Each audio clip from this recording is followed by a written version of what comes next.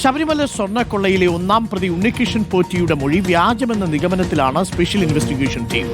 പോറ്റിക്ക് കൽപേഷുമായി നേരിട്ട് ബന്ധമില്ല. പോറ്റി പറഞ്ഞിട്ടല്ല സ്വർണം കൈമാറിയതെന്നാണ് കണ്ടെത്തൽ. പങ്കിജ് ഭണ്ഡാരി സ്വർണം കൈമാറിയതിൽ ദുരൂഹതയുണ്ട്. കൽപേഷിനെ ചോദ്യം ചെയ്യാനും SIT നീക്കം നടത്തുകയാണ്. ഹരിമോഹനുണ്ട് കൂടുതൽ വിവരങ്ങളുമായി.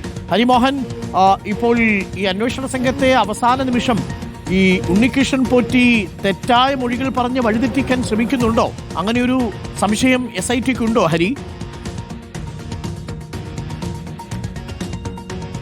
Arun, good morning. തീർച്ചയായിട്ടും തുടക്കം മുതൽക്ക് അങ്ങനെ ഒരു സംശയത്തിൽ തന്നെയാണ് SIT എത്തിച്ചേർന്നിരിക്കുന്നത്.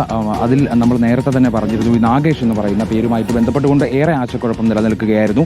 അതിനുശേഷമാണ് അത് നാഗേഷ് അല്ല നരേഷ് ആണെന്നുള്ള കണ്ടെത്തലിലേക്ക് SIT എത്തിയത്. പക്ഷേ ഏറ്റവും ഒടുവിലായി ഇപ്പോൾ ഒരു തിരിച്ചറിവ് കൂടി SITക്ക് വന്നിരിക്കുന്നു. അതായത് മുൻപ് ദേവസ്വം വിജിലൻസിന് ഉണ്ണികൃഷ്ണൻ പോറ്റി നൽകിയിട്ടുള്ള മൊഴി പ്രകാരം കൽപേഷ് എന്ന് പറയുന്ന ആൾക്കാണ് ഈ സ്വർണം കൊടുത്തത്.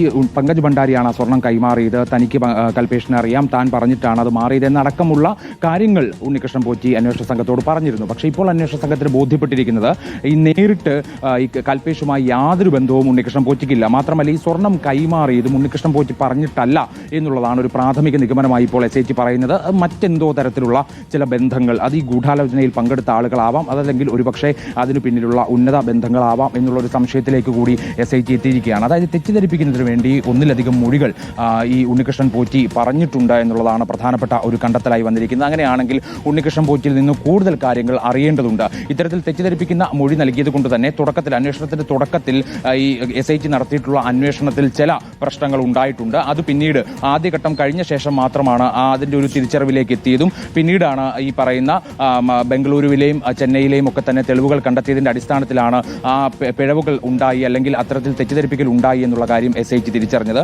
എന്തായാലും ഇനിയിപ്പോൾ പ്രധാനമായിട്ടും SIT നോക്കുന്നത് ഈ ഉണ്ണികൃഷ്ണൻ പോറ്റിയുടെ മൊഴിയിൽ പറഞ്ഞിരിക്കുന്ന ഈ ഗൂഢാലോചനയിൽ പങ്കെടുത്ത ആളുകളെ കേന്ദ്രീകരിച്ചുകൊണ്ട് അന്വേഷണം നടത്തുക, ഉണ്ണികൃഷ്ണൻ പോറ്റി പറഞ്ഞിട്ടുള്ള കാര്യങ്ങൾ ശരിയാണോ എന്ന് പരിശോധിക്കുക, അവരെ നോട്ടീസ് നൽകി വിളിപ്പിച്ച് ചോദ്യം ചെയ്യുക തുടങ്ങിയ കാര്യങ്ങളിലേക്ക് കടക്കാനാണ് നിലവിൽ ഉദ്ദേശിക്കുന്നത്. ഇന്നിപ്പോൾ ഉണ്ണികൃഷ്ണൻ പോറ്റിയുടെ കസ്റ്റഡി കാലാവധി അവസാനിക്കുകയാണ്.